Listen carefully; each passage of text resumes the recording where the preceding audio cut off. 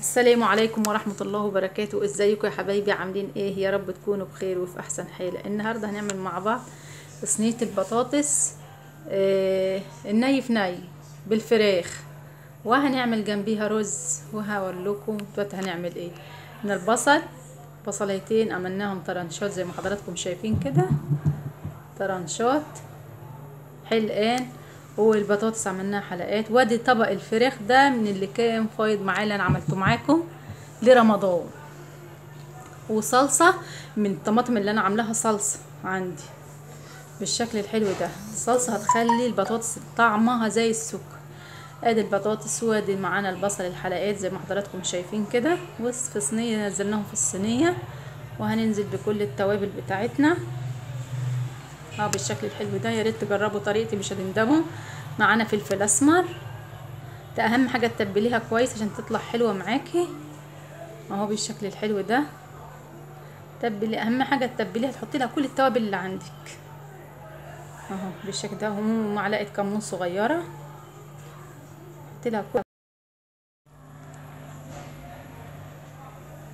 سهله وخفيفه زي ما حضراتكم شايفين كده، وطعمها جميل ومغذيه وما فيش اي صعوبه فيها خالص. او ده معلقه توابل الفراخ، وتوابل الفراخ حطينا كمون وفلفل اسمر وتوابل الفراخ زي ما حضراتكم شايفين كده. وهنقطع فلفل اخضر عليها، نسيت اقطع الفلفل، هنقطع عليها فلفل اخضر زي ما حضراتكم، قرن فلفل وقرن شطه، واللي مش عايز شطه ما يحطش على حسب الرغبه يعني. ربع معلقه شطه صغننه قوي عشان الفلفل ما كانش حراق زي ما حضراتكم شايفين كده. ونزلنا بالصلصه الجميله بتاعتي اللي انا عاملاها، طماطم الصلصه اللي انا عاملاها في البيت هتخليها طعمها حلو وجميله، مش فيها قشر ولا فيها اي حاجه. انا عيالي مش بيحبوا الطماطم الحلقات، بيحبوها صلصه عليها كده سايله. ونزلنا بالملح زي ما حضراتكم شايفين كده، هنقلب كويس. ظبط الملح بتاعها عشان تطلع مظبوطه معاكي وحلوه بالشكل الحلو ده. وهتاكلي احلى صينيه بطاطس ان شاء الله، مكعب مرق، وان شاء الله انا بعملها كده على طول وبتطلع جميله جميله جميله. ولادي بيحبوها قوي بالشكل الحلو ده. عايز تعملي طماطم حلقات اعمليها حسب رغبتك. نزلنا بمعلقه صلصه وهنتبلها وندعك بيها الفراخ كويس. معلقه فلفل اسمر، نص معلقه فلفل اسمر، ونص معلقه كمون، وحبه ملح صغيره. معلش الفيديو اتغطى منكم ما شفتوش بقيه التوابل اللي انا حطيتها. وهندعك الفراخ بالشكل الحلو ده، دعكه حلوه كده، نتبلها كويس بقى شكلها احمر وجميل، مفيش احلى من كده. تبليها زيها زي البطاطس بالظبط اهو، بترصيها بالشكل الحلو ده كده. وهتحطيها، انا غليتها غلوتين على البوتاجاز وبعدين حطيتها في الفرن عشان كده البطاطس بتبقى مزبده وجميله. هنحط معلقه زيت او سمنه على حسب ما انتي حابه، زيت او سمنه بالشكل ده. خدت الغلوه على البوتاجاز وهنحطها في الفرن. وهنا هنعمل مع بعض الرز بالشعريه زي ما حضراتكم شايفين كده.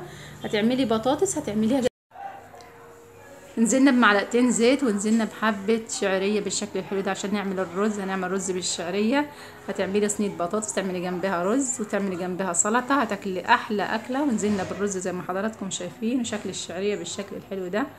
هنقلب شويه لحد الرز ما يتفلفل معانا كده عشان يطلع مفلفل وجميل اهو بالشكل الحلو ده. ونزلنا بالملح اهو بالشكل الحلو ده، ونزلنا بالملح. انا لما بكون بقلب في الرز وهو كده بنزل بالملح وكل حاجه علشان ايه، علشان ما اقلبش فيه كتير وهو في الميه بالشكل الحلو ده كده. انا متعوده اعمل كده بالشكل ده كده، وان شاء الله كل حاجه طلعت حلوه. وهننزل بالميه السخنه زي ما حضراتكم شايفين كده، ننزل بميه سخنه على الرز عشان بسرعه يستوي معاكي ما ياخدش اي وقت اهو. دخل في السوا خلاص، هدينا عليه. لما يجي يستوي قرب يستوي يشرب الميه بتاعته، توطي عليه بالشكل الحلو ده كده.